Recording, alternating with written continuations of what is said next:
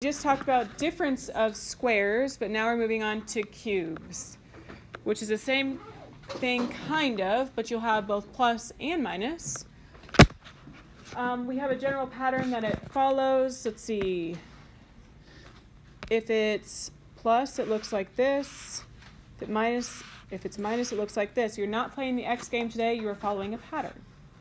And so you see an example here with the 27x to the third and the 8. We're going to spend a ton of time here.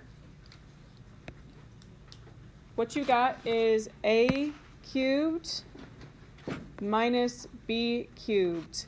If you don't know your perfect squares or perfect cubes, they're on the next page. The cube root of that 27 is 3. So 3x, so a is 3x and b is 2. And then it follows this pattern every time. It's over here on the whiteboard. The first parentheses, or the binomial, is a, b. The second parentheses, the trinomial, is a squared, a times b, b squared. It'll be the same thing every time today. So what you see here is a, b, 3x, 2. This is a squared. A times b, which is 3x times 2, 6x. B squared, which is 2 squared, which is 4. We'll do a lot of examples, and then you figure out the sign. You do SOAP, which I know is weird. Same, opposite, always positive. Talking about to be the same as the negative, so negative for the first one. Opposite sign, last sign is always positive. Look, and hopefully you're going to write, and we're going to leave spaces. We're not going to put signs here. A, B for the binomial. The trinomial is a squared, AB, B squared.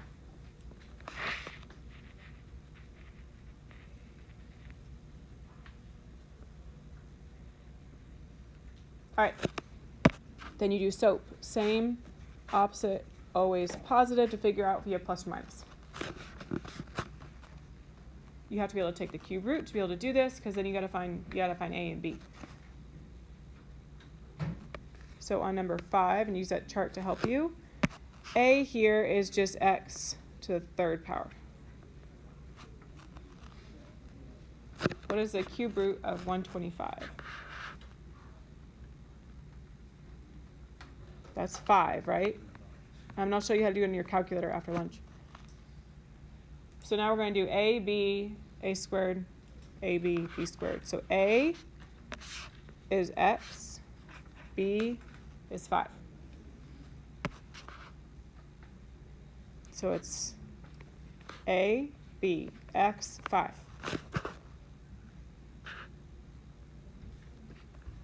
A squared is x squared. A times b is 5 times x, so 5x.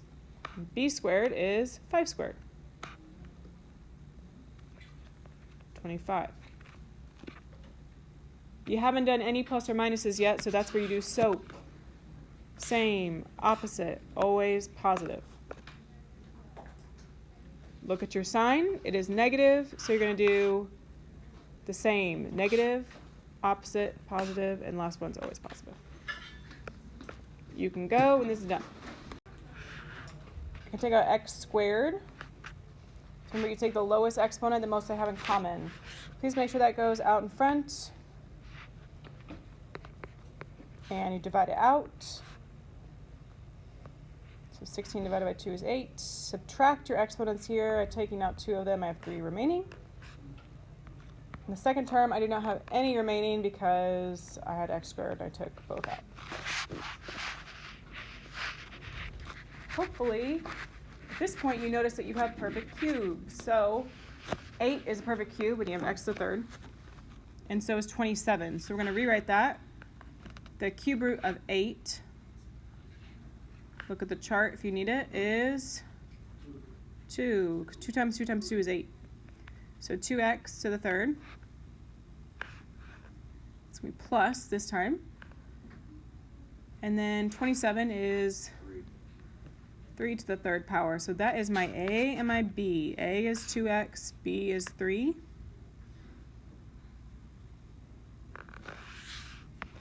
Okay, so we'll do 2x squared.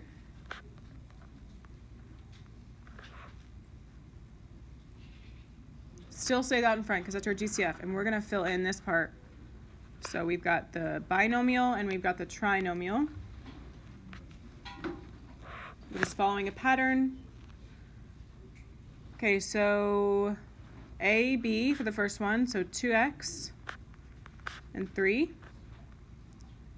Your second parentheses, if you look on the whiteboard, if you don't remember, or at the top of your notes, A squared, so that's 2x squared, so 4x squared.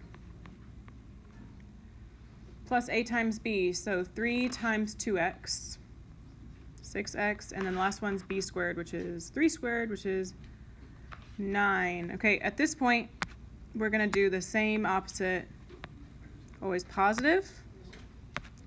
You look at the sign that you have, which is plus. So this one is the same, this one's going to be opposite, the last one's always a plus sign, always positive. So same, plus, opposite, negative, always positive, plus. So look at your sign that you have and follow that pattern. You need to make sure that you have the GCF out in front. This is your final factored form. You need to figure out what's A and B to start. So what got cubed to get you that? I don't think there's a GCF this time. So what got cubed?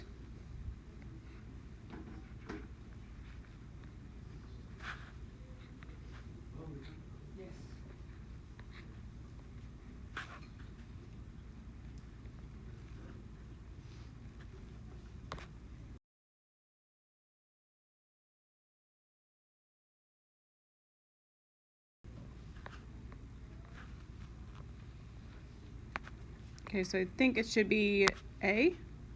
A is A. B is 3. So here's A, B. So you are filling in for me AB, A squared plus A times B plus B squared.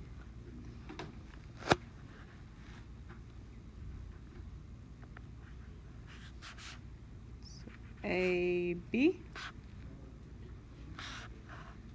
A squared, A times B is just 3A, A squared is 9.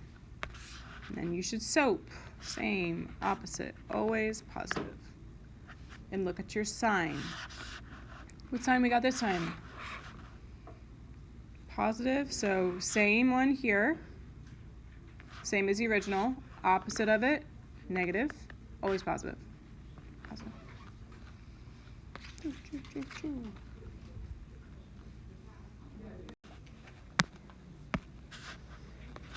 6. How many z's can I take? 2. Take the lowest power, remember? Okay, let's go ahead and divide that out and put 6z squared back out in front.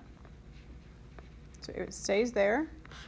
If we divide, you should have, that 6 is gone. So z to the third, subtract them, so you're taking 2 out.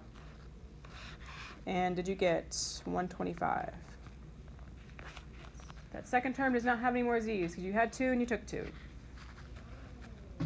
What you have left over is a difference of cubes. So rewrite it as such. So z to the third. And what is cubed to get 125? 5. 5 times 5 times 5. Okay, so you've got A and B. What I'd like you to do is fill in the blanks here for me. Please make sure you put the GCF out in front, and then you got to figure out what's the binomial and what's the trinomial. And try and do the soap if you can, okay?